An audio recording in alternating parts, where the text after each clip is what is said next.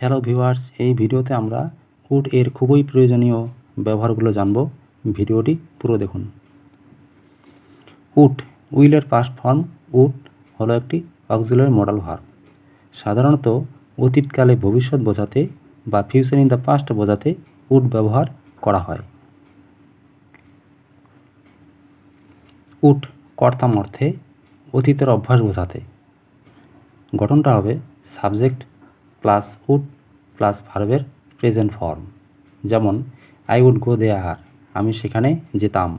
I would love হার, আমি তাকে ভালোবাসতাম। I would play cricket everyday, আমি প্রতিদিন ক্রিকেট খেলতাম। নেক্সট, ভদ্রভাবে কোনো কিছু চাওয়া বোঝাতে উড ব্যবহার করা হয়। যেমন I would like to have a cup of coffee, আমি এক কাপ কফি পান করতে চাই।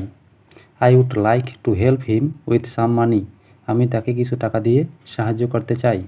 আবার প্রশ্নবোধক বাক্যে যেমন would you like to talk to me, তুমি কি আমার সাথে কথা বলতে চাও। অনুরোধ বোঝাতে উড ব্যবহার করা হয়। যেমন would you give me a glass of water please, তুমি কি দয়া করে আমাকে এক গ্লাস জল দেবে। Would you lend me some money please, তুমি কি দয়া করে আমাকে কিছু টাকা ধার দেবে।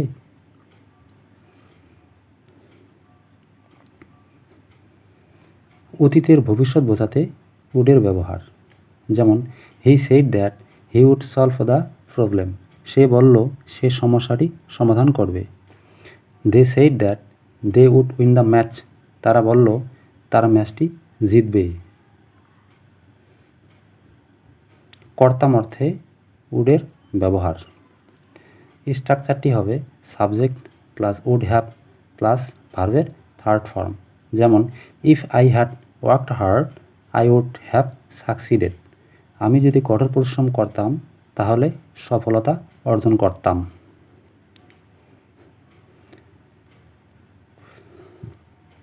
আবার if I had gone there I would have solved the problem, যদি আমি সেখানে যেতাম তাহলে সমস্যাটি সমাধান করতাম।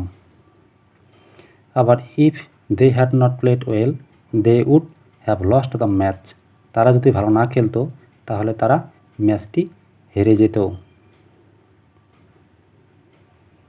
উড হ্যাভ বিন হতাম অর্থে উডের ব্যবহার।